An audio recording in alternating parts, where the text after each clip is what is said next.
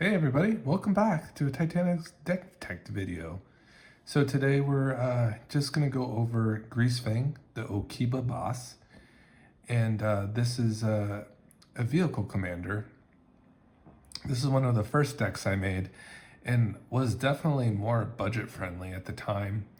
I've added a little upgrades to it like here and there, but it's definitely like kind of retained that probably my lowest budget deck that I have overall. It has some very affordable cards, and it has like a very simple kind of game plan too, which is very nice for new players too. I would say if you're getting into like a format other than standard, I would definitely check out Greasefang. It's a very good pioneer deck, very strong, definitely had a good presence there, and I'd say it crossed over to commander very well as well, and you'll see because the vehicles are really exceptional. So for this particular commander, you're going to be able to play the white and black colors, and the casting cost is 1 colorless, 1 plains, and 1 swamp. So what do you get out of it? You get a rat pilot, a legendary creature. At the beginning of combat on your turn, return target vehicle from your graveyard to the battlefield. It gains haste. Return it to the owner's hand at the beginning of your next end step. So a very powerful effect. We're going to be looking to resurrect vehicles on every combat that we have with Greasefang onto the battlefield. So it's very important that we put vehicles into the deck, into the graveyard. That's probably our first objective. There are some new vehicles that have come out in recent sets, so we'll just talk about those, kind of the cooler ones that have come out that work with Greasefang. So for instance, this is from the Doctor Who set, the cyber ship. It looks like so subtle, doesn't it? It looks like very just menacing also, and it is. It's a big vehicle. Let's be honest here. So just keep in mind with Greasefang, we're probably not going to be really paying the full casting cost for these. You know, they are kind of standalone casting costs. They are high for what they would be in normal circumstances. Remember that we want to be having these come out in earlier turns, like, turn 3, turn 4. Of course, at sometimes we might even be able to get a turn 2 vehicle onto the battlefield if we play Greasefang fast enough and we have things in our graveyard. So this is would be a nice payoff, of course. So when Cybership deals combat damage to a player, put the top 2 cards of that player's library onto the battlefield. Face down under your control. There are 2/2 Cyberman artifact creatures in crew 4. So all these vehicles are really catered to Greasefang. You can just see that by the power of Greasefang. It has a pretty decent power for the 3 cost. Pretty nice. And then all these vehicles are going to have haste when they're resurrected. Of course, they do pop back to your hand at the end of combat. So we have to figure out ways to get them back in the graveyard. That's really kind of the point. That's kind of what you have to figure out how you want to do that as well. Like what manner do you want to do that in? Predominantly is getting them back into the graveyard, right? So Cybership, new vehicle, very cool. And just Greasefang just loves vehicles. I mean, they keep printing them in like every set too. So, I mean, there's always like an abundance of like bigger vehicles, which are just great for Greasefang. I mean, the more vehicles, the better. The more choices, the better. So with my kind of limited knowledge of it, this is like kind of, I'm going to be sharing the ones that I know of and the ones that I like. And maybe there's some that you like too and you want to share. And I know there's a lot in the Doctor Who set. I mean, there's so many vehicles. So if you have anything that you want to share about, please go ahead. This is the Pridewind Steel Flagship. This is from Fallout, the new Fallout set, right? So 6 casting costs, 4 colors, 2 planes, legendary artifact vehicle, flying, nice. Whenever another non-token artifact enters the battlefield under your control, create a 2/2 white human knight creature token with. This creature gets 2/2 as long as an artifact enters the battlefield under your control this turn. So let's see. So that's just enters the battlefield. So that's nice too. So what's also important about Greasefang is these vehicles that come out, they'll stick to your end step. So that's also important to know. They won't bounce back immediately, but once your end step has begun, that is when they will pop back. So after your attack phase, you'll have the opportunity to, sacrifice vehicles. You have the ability to play more artifacts and get that kind of value from there. So that's always like definitely an option. So definitely keeping that in mind with the Greasefang. All right, so let's just keep rolling here. So let's keep it real simple. So, okay, step one, we want to get Greasefang down at a decent rate. So basically we want to play some ramp. We want to have like a, Springleaf Drum, which can tap our creatures for mana. Dark Ritual is of course just a very fancy card that does the job. It just adds 3 for the low cost of 1, 3 swamps. Soul Ring is the 1 colorless, add 2 colorless, very also effective and efficient. Arcane Signet is just a nice one, just to produce any color of our commander's color identity. Fellwar Stone is nice because you can use that mana immediately as well. It will add 1 color of mana for that any of your opponents could produce. So that's a nice one, of course. And then the Talisman is always nice too, to be able to just go ahead and tap this down and create colors, particular colors if we need to for our color identity, or just add colorless without the penalty, but doing damage to us. So we have, we have some decent ramp here, not playing abundance of it, just maybe just enough to get us, over the hump a little bit to get Greasefang out at a more reasonable rate and maybe have mana available too. So we need to put creatures into the graveyard. That's step one as well. Like probably like if anything else with Greasefang, getting the creature or getting the vehicles into your graveyard is going to be a big part of this. So Shriekhorn is like a very good budget friendly card. This thing is still like 25 cents or something, and it's probably one of the better cards in our deck because it's going to put a lot of cards into our graveyard in a very quick manner, especially at the 1 cost. When it comes down, we're going to put 2 in the graveyard. When our next turn rolls around and we'll untap, we'll put 2 more into the graveyard. On the next turn, we'll put another 2 in the graveyard. So it's just very, very efficient at putting cards in our graveyard. Once it's exhausted, probably our best way of getting rid of it, because it's basically exhausted its use, is like a Braids. We'll have Braids in this deck. Additionally, you could have Oswald. We will have Oswald Fiddlebender. So those are also another way to kind of just utilize it for other means too, right? Other than just milling cards into our library, which is probably the main operation of our deck anyways.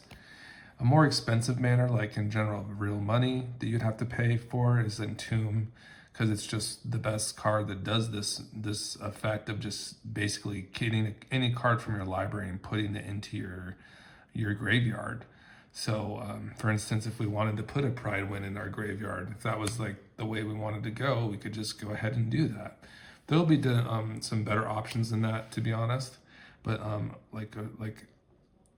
kind of look at that. But of course, like any type of vehicle is going to be beneficial for us to be putting into our a graveyard. We really want those into our graveyard so we can benefit from Greasefang. So here's Unmarked Grave as well. So there's that one. And you have this one will also just go ahead and find a non-legendary. That's good text to know. So, we couldn't find our, one of our bigger legendary vehicles because they're out there, but we could find like a Reaver Titan. We could utilize that. We can put that in our graveyard and that would just be just fine. This card is going to do the same thing as Entomb, just for 1 cost more. That's really the only thing about this. All right, so that's pretty much like the first objective, right? And then I feel like it's just kind of, useful to like illustrate kind of, the loop here before we get too far into the deck. So like, let's just say you go to your local game store and you're ready. You're ready to play Greasefang, and it's time to show your opponents who's boss. And you're going to be getting out the Parhelion. You're going to be smacking in, creating your angels, and just really giving them the business, all right? Because that's what you're going to do. And you're going to give them the business. It's going to be great. It's going to be a great time for you. So we're going to go ahead and let's just say this is what we're going to do. We're going to, we're going to be fortunate enough. We're going to have we're going to have Entomb in our hand. And, you know, we're also going to have, let's say, an Arcane Signet. And you know what? We're blessed today. So we're going to have a Village Rites too. Okay, so that's it. So turn 1, we entomb, and we go ahead, we search our library for Parhelion, and now it's in the graveyard. All right, so it's chilling there. It's just off to the side, just minding its own business right now. You know, we're hitting our land drops like a boss, and then we go ahead and drop our Signet on turn 2. Fantastic. Okay, everything is good. We don't, you know, we have nothing to spend with the Signet. It's just hanging out for now. We hit that 3rd land, it's untapped. We go to our turn 3 now, and it's time to play Greasefang. So we go ahead and play Greasefang. Have our Signet untapped, of course, just ready to go. We move to combat. Parhelion comes down. This is turn 3. We swing at an open opponent. Of course, no one's going to be able to block this thing right now. It's just way too early. And we're going to also create 2 4/4 White Angel creature tokens with Flying Vigilance that are also attacking. So we just put, you know, we're attacking with 13 power. We just put on 8 power in the air that sticks. So we have quite a sizable force. Like, this is a very aggro style deck, like a very powerful deck, right? And then we want to put the Parhelion back in the graveyard. We want to get it back in there. So we go ahead and tap our Signet down. Village Rites the Parhelion. This thing will pop right back into our graveyard. We draw 2 from the Village Rites, and we're just living our best life. And that's pretty much the loop. That's pretty much like kind of your best, you know, your best sequence right there. That's kind of like the a really good idyllic situation where you basically have all your key components, and you know, you're deriving value from your vehicles. You're getting them back in the yard so that the next turn you can do the same thing, repeat the process.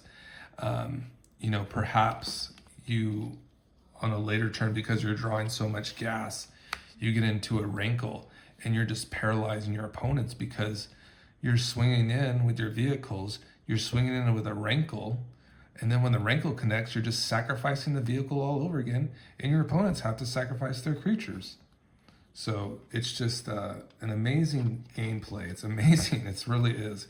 Once you get this thing going, it's really devastating to opponents, and it's very powerful. You can really go in and target like specific opponents that maybe are more threatening. You can really target them and really go aggro on them. And you know, if someone else is like kind of a little bit slower, you can kind of recognize it. And sometimes you can just tell by the commander they're playing. Like if they're playing a fast deck like goblins, maybe you're just like, he's dead. I'm going for that guy. He's done. You know, like we're taking him out first. You know, have kind of that game plan. Kind of identify what commanders might be faster than the others, because you want to get them out, the ones that are going to be like, you know, aggroing or comboing off. And then maybe you can kind of take over the slower opponents from there and pick them off one by one from there. So that's kind of the basically the game plan from there. There's some amazing cards that will just keep the vehicles going into the graveyard, right? We have to make sure that they're just, because they'll pop back into your hand eventually too sometimes. Or there might be times where you just they're in your hand and you want to get them into your yard. So a card like Bitter Triumph is very good at just discarding a card and also getting removal in the same instance. So that's just a fantastic card here. Bone Shards is another card that does a very similar effect to this. Egon the God of Death, it also turns into the Throne. This is a great 1-mana play. It's just going to mill a card or put a card in your graveyard on each of your turns, on each of your upkeeps. So this one's a very nice one. Of course, it could just be a 6/6 as well. This is another one, Putrid Imp. You know, and I was just thinking of this. I really need a Viscera Seer in this deck too. I just recalled that I really need that badly for this deck. So I'm probably, you know, I had the Hot Shot in here before, you know, as like a vehicle synergy. So I'll probably, you know, Greasefang tends to crew everything by itself usually. This is kind of just there for some extra maybe crewing and such. But really, I think like I need another sack outlet. So Viscera Seer will probably take that spot, to be honest with you. you know? So this is another one where you can just discard at will. So even if a vehicle pops back to your hand, if you have this in play, you can just pop a card from your hand into your graveyard. And it has these like, different abilities too, which are not as important. Other cards that are these are all very budget friendly cards. So you can see like it's kind of a very more budget friendly deck. Orzhov is very friendly, right? Even the land base, like you don't have to buy Nykthos, or maybe you shouldn't, I mean, you could go that direction, but there's a lot of lands that you can kind of dodge that are more expensive. Guardian of New Benalia, including Fleeting Spirit, Seasoned Hollowblade. Like the Putrid Imp, these all have that similar characteristic where they're just going to be taking cards from your hand and putting them into your graveyard. So those are all very nice. This one, the Mire Triton, will just go ahead and discard cards when it enters the battlefield, and that's a good crewer, good blocker. So I like this one. I think it's fine. I always like the Mire Triton. I always put it in my graveyard decks. I think it's a fine card. Just kind of gets you over the edge sometimes. Timrat Calls the Dead, just another fine way of just putting an abundance of cards into your graveyard, up to 6 over 2 turns, and then maybe make some zombies, some more crewers from that. Also has some scrying potential in Chapter 3. Celestis is a good budget option, right? These are just very affordable cards, the ones I'm showing you right now, Sept Entomb. All of these are just very friendly for your wallet. Celestis is just another one that's a little bit of ramp, which is nice, and also that kind of ability to, based on people not casting spells, it changes into the day-night mechanic, and they're cards that you have the option to draw and discard cards in those instances. This one's a nice one just to get into your graveyard, the Stink with Him. You get to dredge 5 on this one. It's huge. So, during your, if you were to draw a card, instead you may just draw 5 if this is in your graveyard, and you can just go ahead and mill 5 cards and put this into your hand. It's fantastic. A lot of like milling potential there, huh? Also this one, the Takenuma, we're getting to like maybe the more expensive ones now. So I kind of divided this so you can kind of get an idea which is more expensive, maybe the upgrades that I've gotten over time. Like a Takenuma, these channel lands have gone up in price. This one will mill cards into your graveyard. It can act as a land too, which is nice. That's kind of like the really cool part about this card. So you have this channel ability, which is reduced by the amount of legendary creatures you have, and it will mill cards into your graveyard. I believe it is 3 cards. And then you may return a creature or planeswalker to your hand. So pretty cool effect there. This one's a little more pricey too. I think it's not too bad, but it might still be like a couple bucks. Stitcher Supplier. It says it's because it's so good.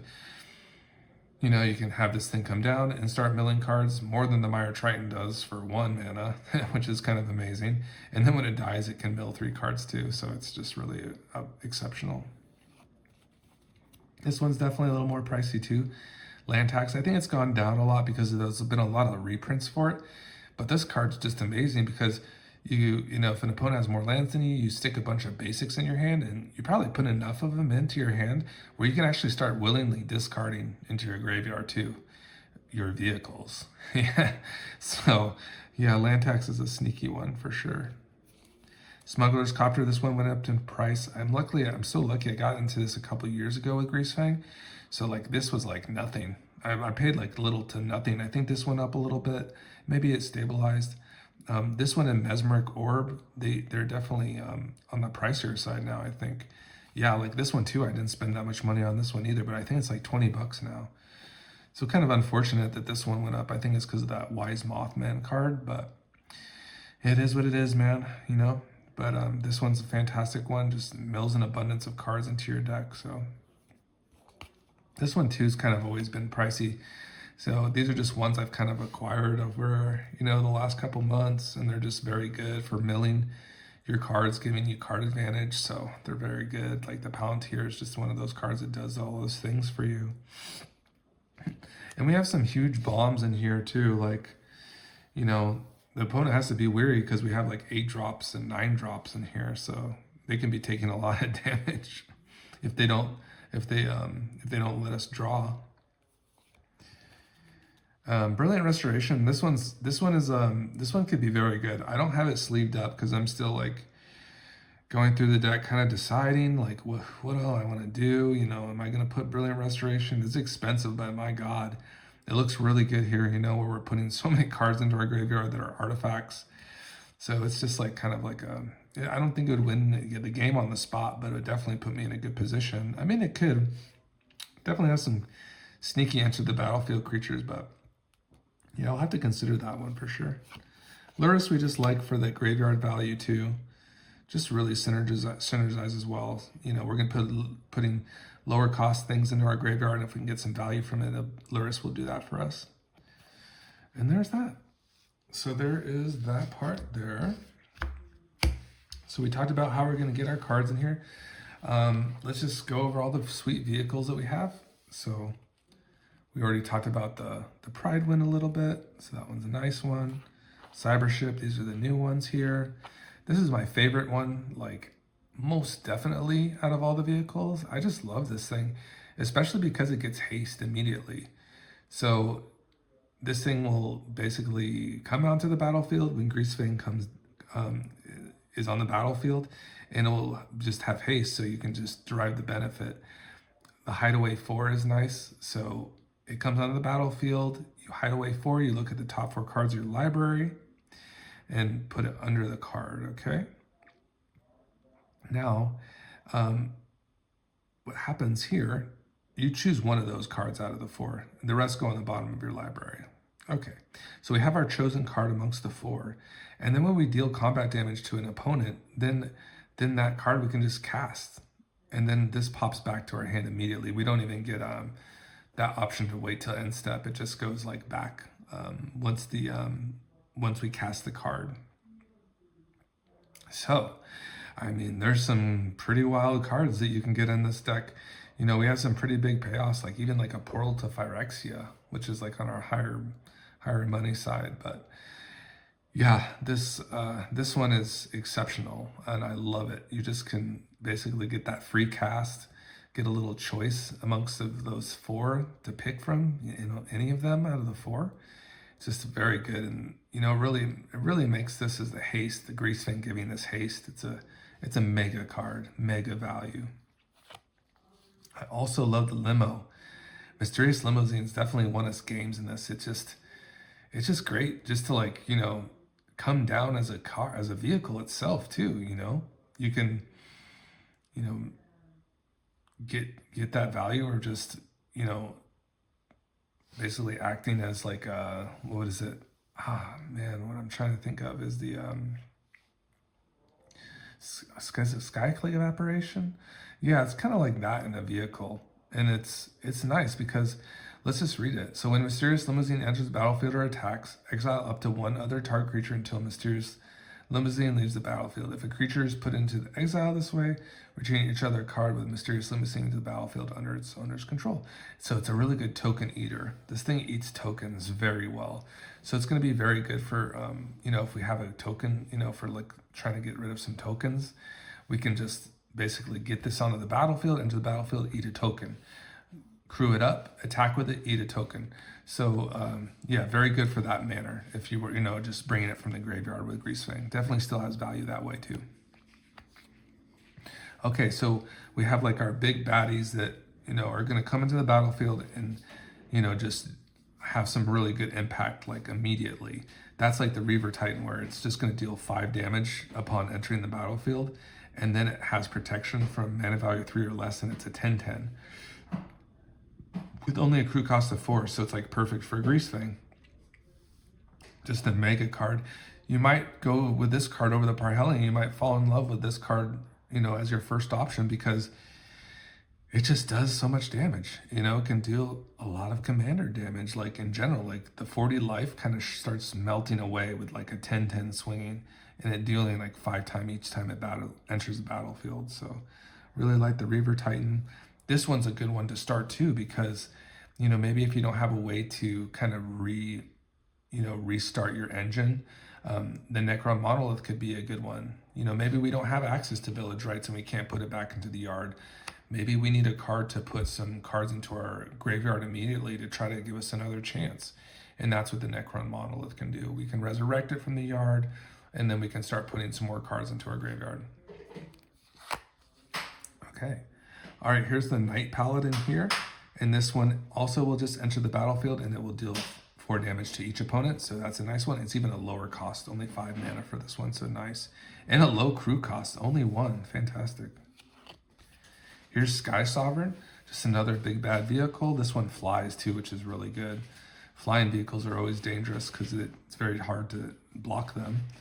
Low crew cost, it comes on the battlefield, will do 3 damage to a creature or planeswalker. When it attacks the same, 3 damage to a creature or planeswalker, so it can take out even like a 6/6 when it comes on the battlefield. And with Greasefang, for value, we're going to play lots of 2 mana cards that are vehicles as well, because we have cards like Search Hacker Mech that really benefit from putting vehicles on the battlefield and having even lower cost vehicles on the battlefield.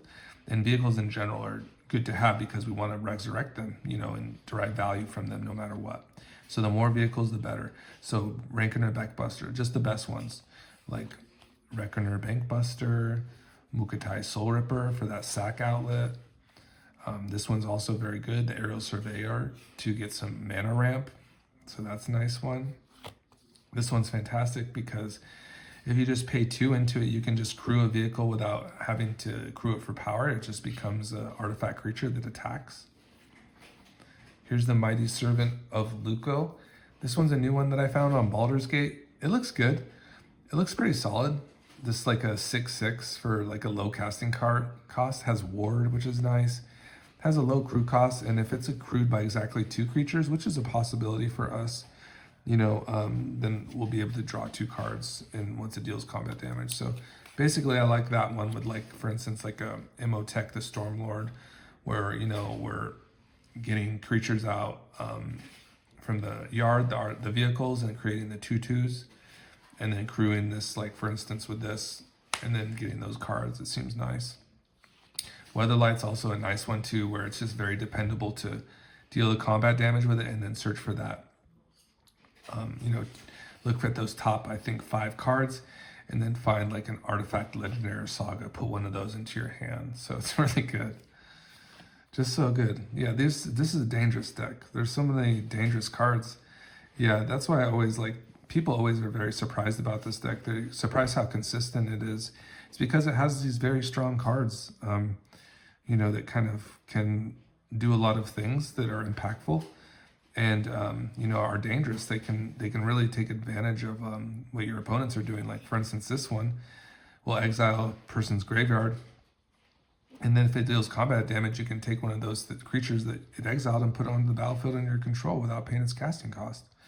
So yeah, and this is the aforementioned Search Hacker Mech, which is just such a great vehicle card, where it's just dealing so much damage based on the amount of vehicles that you have. It's really dangerous to any creature your opponents may have.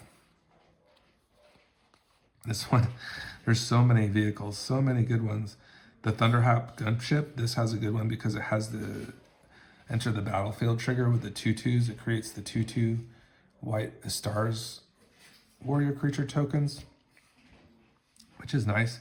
And then whenever Thunderhawk Gunship attacks, attacking creatures you control gain flying until end of turn. So, wow. So they all gain flying. That's crazy. So great, enter the battlefield, low crew cost. What a crazy card. This is like our most vanilla vehicle. Is this the Thundersteel Colossus? But it's a 7/7 trample. So I guess it's good. It has to be, right? With a low cost of crew too. So yeah, we love it. And then like our mega vehicle, the Barhellion, of course, which is probably, you know what, if you take this for a spin at your LGS, you're just going to be busting out the Barhellion and just doing that kind of meme stuff, right? But yeah, it's going to be strong. It's going to be real strong. So those are the vehicles. You know, the ways to kind of make sure we keep that stuff, keeping, you know, go back to the yard where we're really going to be creating value with. Sacrificing things is definitely a part of this deck. So village rights, Rite of Oblivion for removal, sacrifices permanent, we'll exile permanents based on that.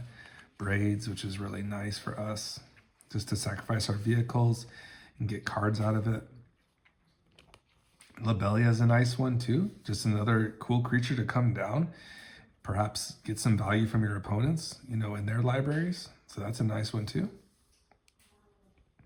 Yawgmoth, which is just, what's there to say? Just sacrifice at will and draw cards for it. Put -1/-1 counters on other creatures. It's fantastic. You can proliferate with it and discard. So it's just a great discard discard and sacrifice card. It has all those modes. Very cool, huh? Here's Oswald. And Oswald, you have to pay a planes into him, but he's good. He gets like, he kind of shores up our, our value. We can sacrifice our street corn after we used it. Maybe sacrifice a vehicle, it really depends. And then we're moving up the chain each time with mana cost, each time we sacrifice one of those artifacts. So if we sacrifice, like, for instance, a Parhelion, which is an 8-cost card, we can get back a card like Portal to Phyrexia right onto the battlefield with Oswald. It's just a way to cheat our mana curve. Another one would be fine is like, say for instance, we sacrificed like a Sky Sovereign, for the 5 cost, and then we can get a Bolas Citadel out of the exchange with Oswald. It's just the fact that the guy, he can just basically put a card from your library, which is this 1+ the sacrifice artifacts cost.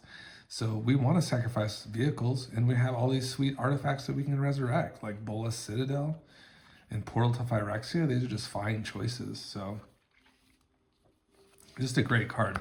Really, my favorite card overall in this deck is Rankle.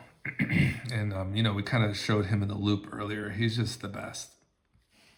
He can discard cards for us. We want to do that. We want to draw. We can do that. We can be fun. It can be like a group hug thing. Rankle is definitely, this deck for vehicles is the way to group hug. I think it's like a way that was like an entryway for me to like, hug everybody at the table, was with Rankle. And I feel this is the best medium to do it as a Greasefang deck, where you're benefiting so much from discarding your vehicles. You're getting that life. You're draining a little bit when you draw as well, the opponent, and each player sacrifices a creature. Well, that's not very huggish, but everybody has to do it, right? But we're just going to be sacrificing the things we want to do. So yeah, what a great creature here. Really a great showing for Rankle. Kind of mentioned Mr. Emotech. He's like basically an Esika's Chariot on a stick. And, we're not going to play the hearse. Maybe we'll draw the line there for vehicles. But, as long as artifacts are exiting our graveyard, at that time we'll be creating those 2/2s. So, with Greasefang on the battlefield, it should be a fine card. Additionally, we're just wrapping this up. A little more removal. We'll play Snowlands for Blood on the Snow, for board wipes, and then another board wipe, Toxic Deluge. There we are. And a little protection here with Skrell, one of my guys. He's an artifact creature too, which is nice. And Lightning Greaves. Yeah. And now our handy dandy lands here, really the only ones that probably got out of hand, like maybe the Maria's Call went up in value, Agadeem's. This one is just stupid expensive, like just kind of added in my collection over time. I mean, another budgety option would just be like, high market, because you can sacrifice a creature. That's no biggie, right? This one's just crazy because it adds 2 swamps when you do it. So it's just completely busted. So Roadside Reliquary is a nice choice because it can, we're going to have a good amount of enchantments and artifacts on the battlefield. So drawing 2 cards for sacrificing this doesn't seem like a big deal either. Mech Hanger is just the one that has synergy with the Greasefang. Then we just have, the Command Tower, Exotic Orchard for dual lands. We have some more, pricier side are these ones here. The Vault, Shattered Sanctum, Godless Shrine, Marsh Flats, but not so bad. It's really not so bad. It's not like, Nykthos and, Cabal Coffers territory here, it's really just not really there. So, I mean, you might not have as a powerful mana base, but you'll have this friend right here, the girl rat, the Greasefang boss. And that's all you need. So that's the deck tech. And that's a long video, man, but you know, we're back. We're back to Greasefang. I've heard the call, man. $900 for deck, that's crazy. You know what, you're right. You're right. You should probably get proxies, you know. It seems like there's some friendly sites out there. Maybe get some cards over time, you know, maybe find a deck that you really like and get those cards in the real kinds, you know, the real kinds. But, you know, this is not a hobby, you know, that's something that you wouldn't have to probably invest money in, just to FYI, you know, so. But I wish you all the best of luck. Goodbye.